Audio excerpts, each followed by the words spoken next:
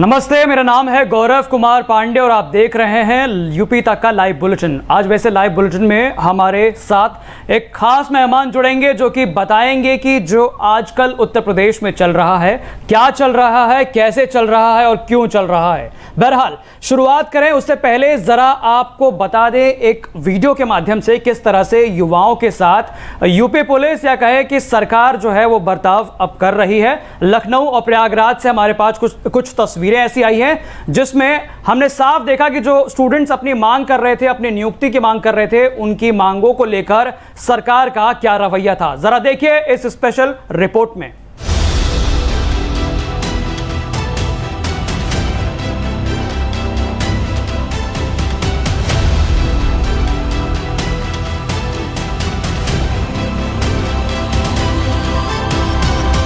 ये है यूपी की आवाज।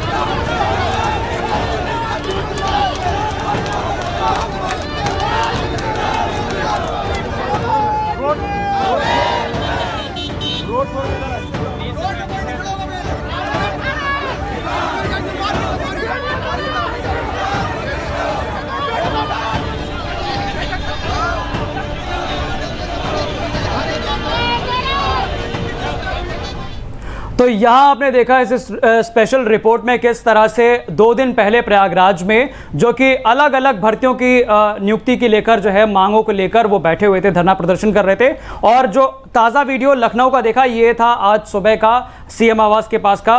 बहरहाल अब चलते हैं हमारे स्पेशल गेस्ट की तरफ जिनको मैं मिलवाने वाला हूं आज आपसे। युवा हल्ला बोल, ये आपने सोशल मीडिया पर जरूर देखा होगा। आजकल इन दिनों जो युवाओं की भर्तियों को लेकर मुद्दा जो उठा रहे हैं, जिस तरह से सोशल मीडिया पर जो ये सारी चीजें हैं उस अभियान को चला रहे हैं, वो युवा हल्ला बोल। हमारे साथ उनके कन्वीनर अनुपम जी जो है साथ में रहे। अनुपम जी, मैं बहुत बहुत स्वागत करता हूं आपका यूपी तक के इस लाइव बुलेटिन में। जी अनुपम जी, इससे पहले कि मैं पूरी कहानी स्टार्ट करूं, शुरू करूं सुनना कि क्या क्या हुआ, कैसे कैसे हुआ, सबसे पहले मुझे ये बता दीजिए कि उत्तर प्रदेश में जो भर्तियों का हाल है उस पर आपका क्या कहना है। नहीं, देखिए, उत्तर प्रदेश में जो स्थिति है वो तो बहुत चिंताजनक है। और उत्तर प्रदेश की कहानी अगर बताना हो तो उसकी शुरुआत 2017 मार्च से करनी चाहिए, जब भारतीय जनता पार्टी की सरकार सत्ता में आई थी। वो इस वादे के साथ आई थी कि सत्ता में आने के 90 दिनों में ही जितनी सरकारी रिक्तियां हैं, जितने भी खाली पड़े पद हैं, उन सबको भरने की प्रक्रिया की शुरुआत हो जाएगी। ये इनके घोषणा पत्र में वादा था, जिसको संकल्प पत्र कहा गया था, आपको भी याद होगा। लेकिन आज स्थिति ये है, आप देख रहे हैं आज भी लखनऊ में सड़कों पर छात्र हैं। आज ग्राम विकास अधिकारी 2018 भर्ती के जो छात्र हैं वो नियुक्ति के लिए प्रदर्शन कर रहे हैं, आंदोलन कर रहे हैं। उनको प्रदर्शन नहीं करने दिया जा रहा है, बसों में भरा जा रहा है। ये वीडियो फुटेजेस आपने देखे होंगे। देश भर में और प्रदेश में विशेष तौर पे लगातार रोजगार के सवाल पे, सरकारी भर्तियों के सवाल पे या तो भर्ती निकाली नहीं जाती है, पद खाली रहते हैं, सैंक्शनड पोस्ट है जो वेकेंट है, ये इंपॉर्टेंट है, ये सैंक्शनड पोस्ट्स हैं। अगर भर्ती निकलती है तो वो प्रक्रिया लगातार सालों साल चलती चली जाती है। और अगर वो प्रक्रिया चलती भी है तो उसमें किसी न किसी तरह की धांधली, कोई इरेगुलरिटी और सब कुछ होने के बाद अगर प्रक्रिया पूरी हो जाए तो आप आज का ही उदाहरण देख लीजिए। आज जो छात्र प्रदर्शन कर रहे हैं ये चयनित छात्र हैं, ये नियुक्ति पत्र के लिए कर रहे हैं। बताइए, ये नियुक्ति करके सरकारी नौकरी में जाएंगे। आप सोचिए कि इसमें जांच भी बीच में बैठ जाती है, एसआईटी की जांच होती है और जांच के बावजूद जांच करता भी कहता है कि जांच हमारी पूरी हो चुकी है, सरकार कहती है कि जांच पूरी हो चुकी है, उसके बावजूद जो है इनकी नियुक्ति नहीं दी गई है। जी जी, देखिए कई ऐसे उदाहरण है। दरअसल इस वक्त भारतीय जनता पार्टी उत्तर प्रदेश में लगातार ये प्रचार कर रही है और मुख्यमंत्री जी भी कहते हैं कि 3.5 साल में उन्होंने 4.25 लाख सरकारी नौकरियां दे दी है। और उनका ये कहना है कि जब 4 साल पूरा होगा सरकार का, तब तक 4 लाख सरकारी नौकरियां दे दी जाएंगी। अब ये दावा जब आया, इसका खूब प्रचार हुआ है, तो उसके बाद एक आरटीआई के माध्यम से पूछा गया सरकार से कि आप ये बता दीजिए कि ये जो 2.25 लाख सरकारी नौकरियां हैं, इनका विभागवार ब्यौरा क्या है, अलग अलग विभागों में किस समय किन विभागों के लिए कितनी नियुक्ति दी गई है। तो उत्तर प्रदेश सरकार के जो कार्मिक विभाग हैं, उनका ये जवाब आया कि उनके पास कोई सूचना ही नहीं है, कोई जानकारी ही नहीं है। तो देखिए, सवाल ये है कि अगर खुद उत्तर प्रदेश सरकार के पास ये जानकारी नहीं है कि विभागवार कितनी सरकारी नियुक्तियां दी गई हैं, तो फिर किस आंकड़े के आधार पर यह प्रचार तंत्र चल रहा है।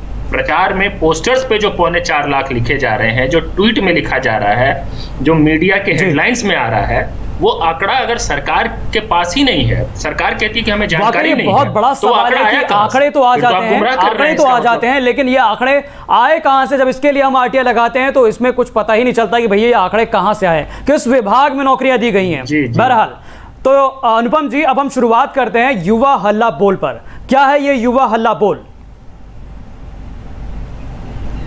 गौरव जी, युवा हल्ला बोल एक राष्ट्रीय आंदोलन है जो युवाओं के रोजगार के सवाल को लेकर, देश में जिस तरह की आर्थिक तंगी है, इस सवाल को लेकर, युवाओं के बेहतर अवसर के लिए और देश की विकास समृद्धि के लिए चल रहा एक कैंपेन है, जिसकी शुरुआत 2018 में हुई थी।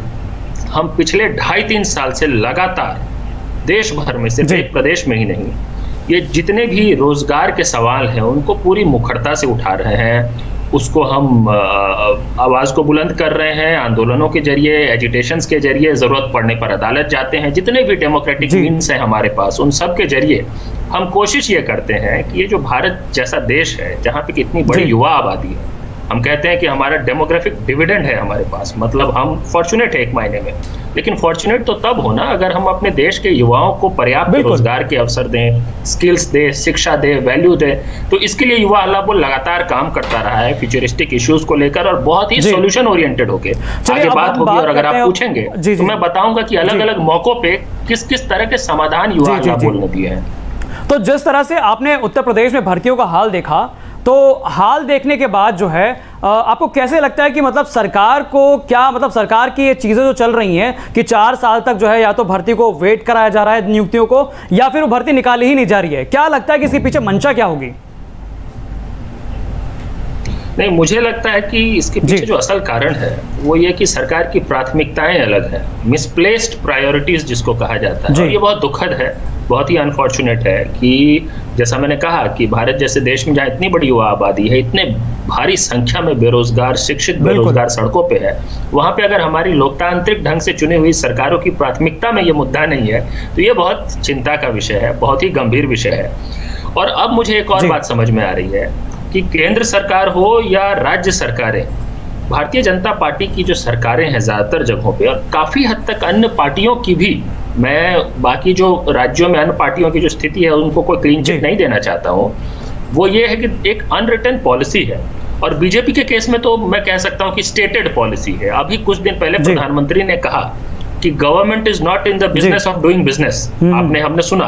अब उनका ये बयान सुनने में बड़ा सुंदर लग सकता है कुछ लोगों को, लेकिन असल में उसके वो दरअसल तर्क गढ़ रहे हैं किस काम के लिए, कि जितने पब्लिक यूटिलिटीज हैं, सार्वजनिक उपक्रम है, जितने भी सर्विसेज हैं, पब्लिक सर्विसेज, जिसके लिए इन नौकरियों की बात अभी हम और आप कर रहे हैं, जिसके लिए प्रदर्शन चल रहे हैं, उन सबको निजी हाथों में सौंपा जाए। तो अगर सरकार की एक वैचारिक समझ ये है, अगर पॉलिसी लेवल पर सरकार की ये अंडरस्टैंडिंग है कि धीरे धीरे आने वाले समय में हमको सब कुछ को बेच देना है, जो हम देख रहे हैं BSNL बिक रहा है, LIC बिक रहा है, बैंक्स बिक रहे हैं, तो अगर सब कुछ को बेचना है तो फिर भर्ती तो वो करेंगे नहीं।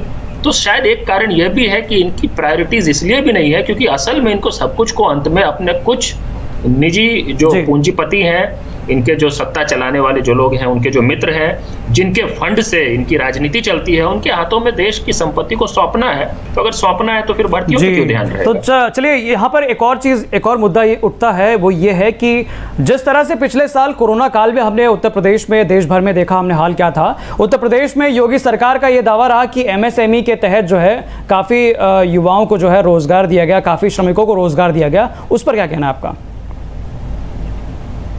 ये देखिए, उत्तर प्रदेश में मुख्यमंत्री जी बहुत तरह तरह के दावे करते हैं। जैसा अभी 1.4 लाख सरकारी नौकरी के दावे पर तो हमारी बात हुई है।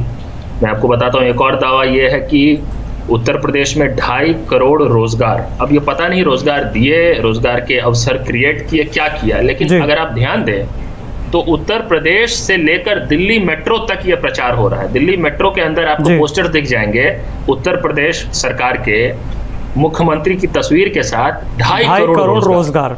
अब एक तो उनको यह बताना चाहिए कि 2.5 करोड़ रोजगार क्या क्रिएट किया क्या, और अगर उत्तर प्रदेश में 2.5 करोड़ रोजगार सृजित कर लिए गए या दे दिए गए किसी भी माध्यम से, आप समझिए हम जब देश की बात करते हैं तो बार बार प्रधानमंत्री मोदी के सरकार पे ये सवाल उठता है, ये आलोचना होती है उनकी कि वो आए थे सालाना 2 करोड़ रोजगार देने का वादा करके, और 2 करोड़ सालाना अगर देना होता तो 7 साल में तो 14 करोड़ दे चुके होते, लेकिन सीएमआई के डेटा के हिसाब से 14 करोड़ खत्म हो गया रोजगार देना, बहुत दूर की बात है। तो अगर उत्तर प्रदेश में 2.5 करोड़ दे दिए तो उत्तर प्रदेश भारत में ही है ना, उसकी गिनती भारत के रोजगारों में ही होती। अगर भारत में रोजगार तो खत्म हो रहा है, उत्तर प्रदेश में ऐसा क्या हो गया कि 2.5 करोड़ रोजगार दे दिए। तो जब उत्तर प्रदेश सरकार के दावों की बात होती है तो I take it with a pinch of salt. मैं एक और छोटा सा उदाहरण आपको दे देता हूं जिससे सरकार के दावों के बारे में आपको समझ आ जाए। सरकार एक और दावा कर रही है कि 16,708 यूपी SSS के माध्यम से भर्तियां दी गई उत्तर प्रदेश में। अब इसको लेकर भी आरटीआई डाला गया। उसके जवाब में यह आया कि मार्च 2017 के बाद से उत्तर प्रदेश में 13 भर्तियां निकली, नोटिफाई हुई, नई भर्तियां। कई भर्तियां ऐसी थी जो अखिलेश की सरकार के समय से ही चली आ रही थी, और ये जो 13 भर्तियां निकली इनमें से ज्यादातर ओपन एंडेड है। एक वो नलकूप चालकों के लिए 3,702 नियुक्ति पत्र मुख्यमंत्री ने बड़े तामझाम गाजे बाजे के साथ दिया। उसके अलावा हमें पता नहीं कि कौन सी भर्ती ऐसी दे दी कि 16,700, वैसे तो 16,708 भी कोई ऐसी उपलब्धि नहीं है जिसका ढोल पीटा जाए, जिस पर कोई बहुत खुश हुआ जाए कि 16,708 दे दिया हमने, लेकिन वो 16,708 को लेकर भी हमने सवाल किया। मैंने लखनऊ में पिछले सोमवार को एक प्रेस कॉन्फ्रेंस किया था जहां पे ये सवाल उठाया, और उस सवाल हमारे प्रेस कॉन्फ्रेंस के कुछ घंटे बाद यूपी SSS की तरफ से एक नोटिस जारी हुआ, मेरे प्रेस कॉन्फ्रेंस के 3-4 घंटे बाद। संक्षिप्त उपलब्धियां, मतलब कि उन्होंने अपना एक रिपोर्ट कार्ड जारी किया। अब उस रिपोर्ट कार्ड को लेकर भी जो अभ्यर्थी हैं उनके और भी कई सवाल उठ खड़े हुए हैं। तो मुझे लगता है कि सरकार को जिस पारदर्शी ढंग से, जिस सेंस ऑफ अकाउंटेबिलिटी के साथ रोजगार के सवाल को एड्रेस करना चाहिए, कम से कम एक्नॉलेज करना चाहिए कि कहीं कहीं पे कुछ कमियां होंगी, खामियां होंगी, उसको हम ठीक करेंगे तो हमें विश्वास ज्यादा बढ़ेगा सरकार के प्रति। इससे नहीं कि अगर आप आंकड़ों को लेकर बस प्रचार करते रहें और आंकड़े कहां से आए ये लोगों को पता ही न चले, तो फिर तो अविश्वास की स्थिति बिल्कुल वाकई बहुत बड़ा सवाल है कि इतने बड़े बड़े आंकड़े जो है जो हमारे सामने हैं उनकी पीछे जो है सच्चाई कितनी है, कैसी है, क्या है, उसे आरटीआई के माध्यम से तो कम सरकार को देना ही चाहिए। बहरहाल हमने आरटीआई का जिक्र किया, मैंने मतलब बीच में सोशल मीडिया में, मैं आपका सोशल मीडिया भी देखता रहा, इस बीच आपने कुछ आरटीआई के बारे में जो है चर्चा की कि उत्तर प्रदेश में आपने कुछ आरटीआई जो है वो निकाली थी अलग अलग भर्तियों की। क्या लगा कि आपको जो भर्तियां हैं ये कब से चली आ रही हैं और क्या हाल है इनका? जी मैं मिस कर गया आपके सवाल को। मैं ये कह रहा हूं कि जिस तरह से बीच में हमने आरटीआई का जिक्र किया था कि आपकी तरफ से कई सारी आरटीआई जो है सरकार को गई, राज्य सरकार को, और आपने कई सारे जो राज्य की नौकरियां हैं उन पर सवाल किए थे, उनका स्टेटस जाना था, आखिरकार उनका जवाब क्या था? आप उत्तर प्रदेश सरकार के अलावा बाकी राज्यों की सिर्फ उत्तर प्रदेश? हाँ नहीं, उत्तर प्रदेश को लेकर जैसा मैंने कहा आपको कि देखिए एक आरटीआई, एक फ्रीलांस जर्नलिस्ट साथी हैं हमारे, उन्होंने डाला था ये पूछते हुए कि सरकार विभागवार ब्यौरा दे कि इस नई सरकार में कितनी सरकारी नौकरियां दी गई हैं।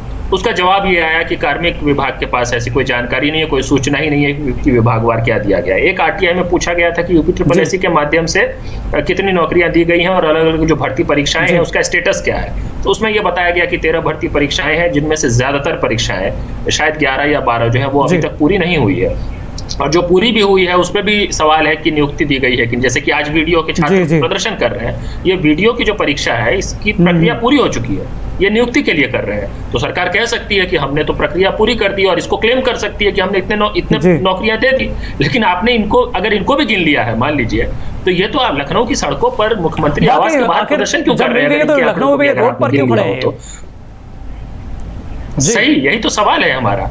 और दूसरा ये सवाल कि देखिए सरकार, जैसा मैंने कहा ना, आंकड़ों को लेकर और हेडलाइंस मैनेजमेंट को लेकर ये सरकार बहुत एक्सपर्ट है। जैसे केंद्र में मोदी जी की सरकार है, वैसे ही उत्तर प्रदेश में जो सरकार है वो भी बहुत एक्सपर्ट है हेडलाइन मैनेजमेंट को लेकर। वो ये कि मतलब एक दिन में ऑन मौके पर ही रोजगार देने का वर्ल्ड रिकॉर्ड तोड़ देंगे, ऐसा बीच में खबर आया कि ऐसा बवाल मच जाएगा, एकदम हर तरफ जो है सो खलबली मच गई कि पता नहीं कितना दे दिया जाएगा। फिर मिशन रोजगार की शुरुआत हुई, मिशन रोजगार में 50 लाख दे दिया जाएगा। फिर हमने 2.5 करोड़ दे दिया, पता नहीं किसको दिया, कहां से दिया, उसमें मनरेगा को भी काउंट किया है कि अगर किया भी है तो भी कैसे दे दिया 2.5 करोड़। बहुत बड़ा सवाल है ये तो। मतलब ये मैं ये समझ नहीं पा रहा हूं कि अगर उत्तर प्रदेश में 2.5 करोड़ रोजगार दिया जा सकता है तो भारत में फिर मोदी जी कैसे फेल हो गए।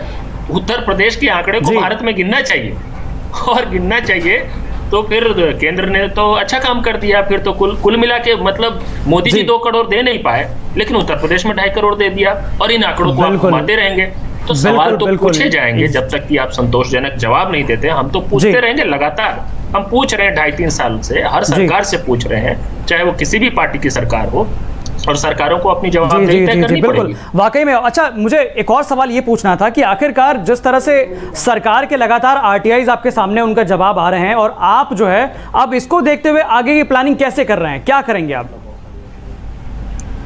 देखिए, मुझे लगता है आगे की योजना को लेकर एक बात समझने की जरूरत है कि, और आपके माध्यम से मैं उन सभी अभ्यर्थियों को भी ये बात कहना चाहता हूँ कि हमारे देश में एक तो देखिए जहां भी किस भी तरह के अन्याय हो रहे हो, चाहे वो किसी परीक्षा भर्ती में देरी को लेकर हो रहा हो, वैकेंसीज ना निकालने को लेकर हो रहा हो, या पदों की संख्या में कमी को लेकर हो रहा हो, ये सब एक लार्जर डिजाइन का हिस्सा है। ये सबको समझने की जरूरत है। ये समझना हमको बंद कर देना चाहिए कि फलाने परीक्षा की भर्ती पूरी नहीं हुई है तो वो एक आइसोलेटेड इंसिडेंट है।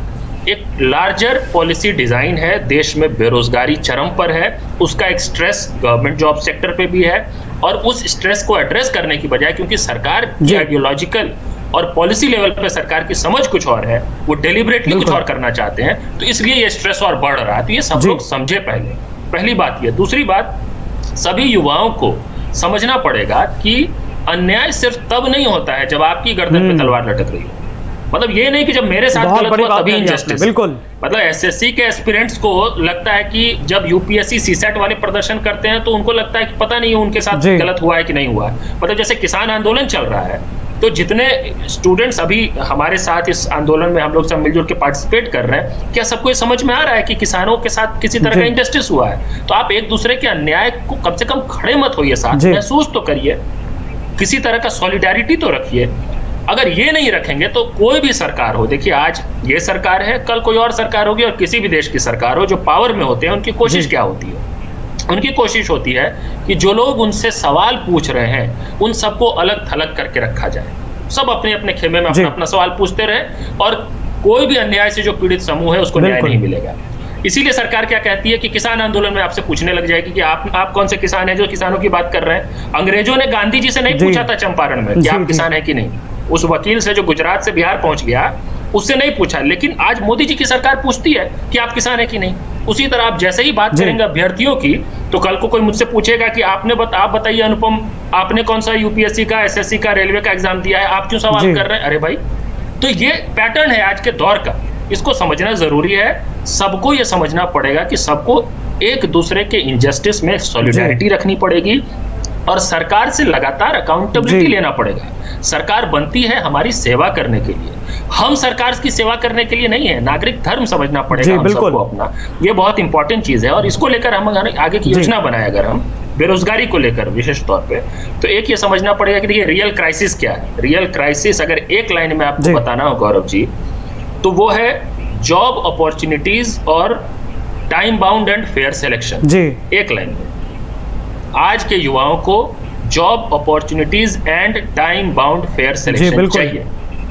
जॉब अपॉर्चुनिटीज में लगातार कमी हो रही है, यूपीएससी का आपने देखा 2014 में 1400 वैकेंसी निकलती थी, इस समय 800 निकलती है, साल दर साल कम होता गया है। और दूसरी तरफ से आप देख रहे हैं लेटरल एंट्री शुरू हो गया है। एसएससी में आप देखेंगे 20,000 निकलता था 2014-2013 में, अब वो 6,000 हो गया है। आईबीपीएस में आप देखते थे 20,000 निकलता था, अब बैंकों को बेचने की तैयारी है तो कम हो गया है। वही हाल यूपी SSSC में हो रहा है, वही हाल धीरे धीरे वैकेंसीज कम होती जा रही है और विवाद बढ़ता जा रहा है, ना नियुक्तियां मिल रही हैं, कुछ ना हो रहा है। तो ये होता जा रहा है। तो हम लोग को ये समझना पड़ेगा कि आगे की योजना हम इस हिसाब से बनाएं और हर समूह जो अपने अपने भर्ती के लिए लड़ रहा है वो सब एकजुट होके रोजगार के अधिकार की मांग करे, वो सरकार से जवाबदेही ले कि ये जो धड़ल्ले से जो बेचा जा रहा है और हमारे अवसरों को कम किया जा रहा है वो करना बंद किया जाए, हमारे जो अवसर है उनको ना कम किया जाए। और एक हमने प्रस्ताव दिया था मॉडल एग्जाम कोड का, वो ये कहता है कि कोई भी भर्ती प्रक्रिया विज्ञापन जारी होने से लेकर नियुक्ति तक की अधिकतम 9 महीने में पूरी होनी चाहिए। इसमें हमने कई एक्सपर्ट से बात की, कई लोग जो भुक्तभोगी थे उनसे बात की और ये हमको समझ में आया, हम बिल्कुल उसमें बफर टाइम देते हुए समझ में आया कि कोई भी भर्ती प्रक्रिया जो 2 टियर की हो या 3 टियर की हो वो आराम से 9 महीने में पूरी हो सकती है अगर सरकार में थोड़ी भी इच्छा शक्ति रहे। तो अगर ये मॉडल एग्जाम कोड हर सरकार लागू करती है, किसी भी पार्टी की सरकार, अगर चुनाव के लिए मॉडल कोड लागू हो सकता है तो युवाओं के भविष्य से का निर्धारण जो परीक्षा भर्ती करती है उसके लिए भी मॉडल एग्जाम कोड लागू होना चाहिए। तो हमने ये प्रस्ताव सभी चयन बोर्डों को दिया, रिक्रूटमेंट एजेंसीज को दिया, सरकारों को लिखा है। पिछले 1.5-2 साल में हम लगातार कोशिश करते रहे हैं कि इस पर कुछ अलग जगह कुछ लोगों में चर्चा हो, इस पर बहस हो। अच्छी बात यह है कि आज बहस हो। इस बीच में मैं एक और चीज ऐड करना चाहूंगा कि आप इस बीच सोशल मीडिया पर हमने देखा कि आपने पीएम मोदी को भी एक चिट्ठी लिखी है अपनी तरफ से, जी उसका भी जरा जिक्र कीजिए। जी मैंने प्रधानमंत्री जी को कल एक चिट्ठी लिखी है, एक खुला पत्र लिखा है और जिसके माध्यम से उनको मैंने 4 बिंदुओं पर उनसे निवेदन किया है कि वो ध्यान दे। और वो हमेशा कहते रहते हैं कि उन्हें भारत के युवाओं की बहुत चिंता है। किसी ज़माने में वो परीक्षा पर चर्चा करते थे, किसी ज़माने में मन की बात में बहुत अच्छी अच्छी बातें कहते थे, वो आजकल नहीं कर रहे हैं। लेकिन पत्र में मैंने कहा कि एक तो ये करें कि जितने भी खाली पड़े सरकारी पद हैं जो सैंक्शनड लेकिन वेकेंट पोस्ट है, अभी मैं तो सिर्फ सैंक्शन की बात कर रहा हूँ, असल रिक्वायरमेंट तो सैंक्शन से भी ज्यादा बड़ा नंबर पे है। तो सभी सरकारी पद जो खाली पड़े हुए हैं उनको तुरंत नोटिफाई करे अपने उनकी पार्टी के, जहाँ पे सरकार है, मान लीजिए उत्तर प्रदेश में भारतीय जनता पार्टी की ही सरकार है, तो उसको तुरंत नोटिफाई करे और मॉडल एग्जाम कोड लागू करके 9 महीने में भर्ती प्रक्रिया पूरी करे। एक काम ये।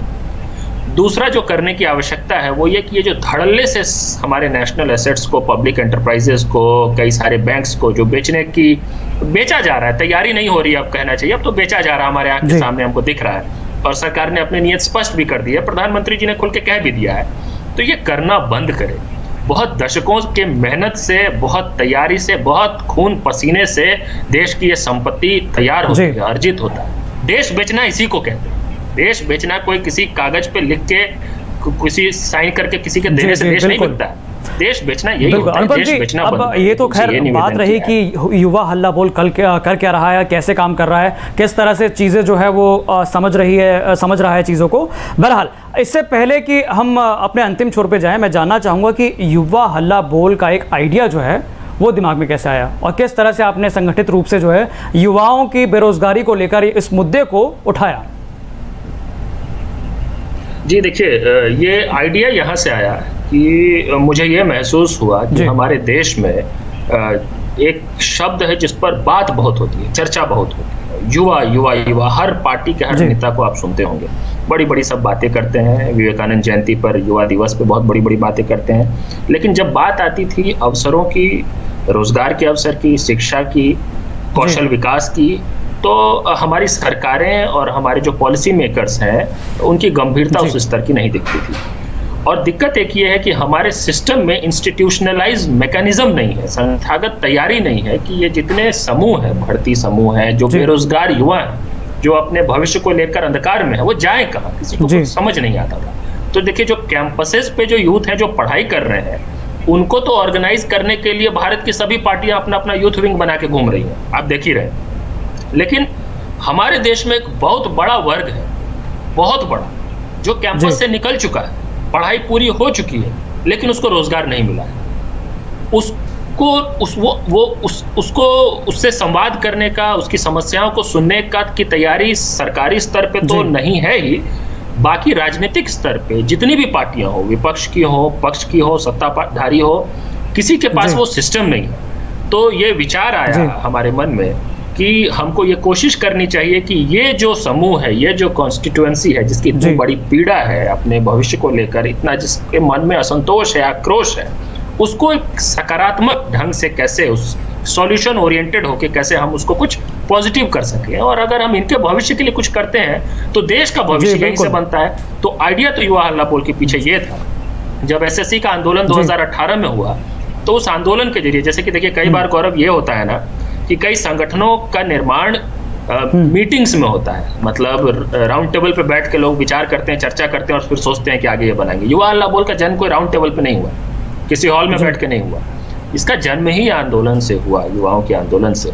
और क्योंकि सरकार इस सवाल पे बार बार फेल हो रही थी, इसीलिए बार बार ऐसे जितने समूह थे वो अपनी पीड़ा को हम तक पहुंचाते थे, हमसे व्यक्त करते थे, अभिव्यक्त करते थे, और धीरे धीरे ये समूह जो है ये बढ़ता चला गया है। और हमारी कोशिश ये है, उम्मीद ये है कि हम आने वाले समय में रोजगार के सवाल पर बहुत ही सकारात्मक ढंग से, सॉल्यूशन ओरिएंटेड ढंग से एक बड़ा राष्ट्रव्यापी जमीन पर एक बड़ा आंदोलन तैयार करें, जिससे कि सरकार पर यह दबाव बने कि सरकार इसको गंभीरता से ले। आपने कल भी देखा, कल छात्रों के जो यूट्यूबर्स हैं, कई जो उनके कोचिंग के जो टीचर्स हैं, उनके सहयोग से इतना बड़ा कैंपेन चला, डिजिटल कैंपेन चला, लेकिन सरकार पे असर नहीं हुआ। मतलब हमारी सरकार रिहाना के एक ट्वीट पर रिस्पॉन्ड करती है। रिहाना ने एक ट्वीट किया था, एक ट्वीट, और भारत सरकार का आधिकारिक बयान आ गया। कल लाखों ट्वीट हुए हैं, लाखों ट्वीट भारत के युवाओं के। यहाँ कोई इंटरनल मैटर, एक्सटर्नल मैटर का सवाल नहीं, लगातार 21 फरवरी से लगातार सोशल मीडिया पे चल रहा है बेरोजगारी को लेकर, लेकिन अभी तक जी बिल्कुल जी। और ये सवाल हर जगह है गौरव, ये बिहार में, यूपी में, अन्य राज्यों में हर जगह है। कई ऐसे समूह हैं जो सड़क पर प्रदर्शन कर रहे हैं। दुर्भाग्यवश मीडिया का एक बड़ा धरा उनके साथ उतना जस्टिस नहीं करता, उनके दर्द के साथ जितना करना चाहिए, मुझे ऐसा लगता है। अगर हमारी मीडिया का भी जो एक बड़ा वर्ग है वो उनकी पीड़ा को, उनकी दर्द को उसी तरह से दिखाए जैसे आप जिस पर फोकस कर रहे हैं, उस ढंग से अगर दिखाए, तो मुझे लगता है कि ये दिक्कत नहीं होगी। सरकार पे दबाव बनेगा, सरकार बैठेगी, समाधान निकालेगी, और हम लोग सब सक्षम हैं कि अपने देश के विकास के लिए, हम सब देश के विकास की तो बात कर रहे हैं। अगर हमारे देश के युवाओं का विकास नहीं होगा, युवाओं का भविष्य अगर अंधकार में रहेगा, तो देश का विकास बहुत शुक्रिया अनुपम जी। वैसे तो कलेक्टिवली मुझे रोकने का मन तो नहीं कर रहा, लेकिन समय की जो कमी है उसकी वजह से मुझे रोकना पड़ रहा है। बहुत बहुत शुक्रिया, आप हमारे साथ आज लाइव बुलेटिन में जुड़े, हमारे साथ आपने कुछ अपने जो विचार हैं वो साझा किया, किस तरह से युवा हल्ला बोल जो है न केवल उत्तर प्रदेश बल्कि पूरे देश भर में हल्ला बोल रहा है युवाओं की बेरोजगारी को लेकर, वो हमें देखने को मिल रहा है। बहुत बहुत शुक्रिया अनुपम जी।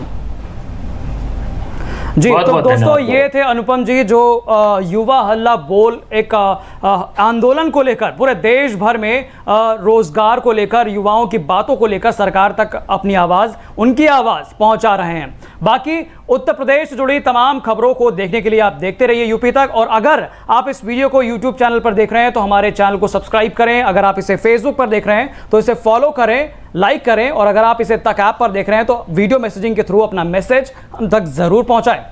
नमस्ते।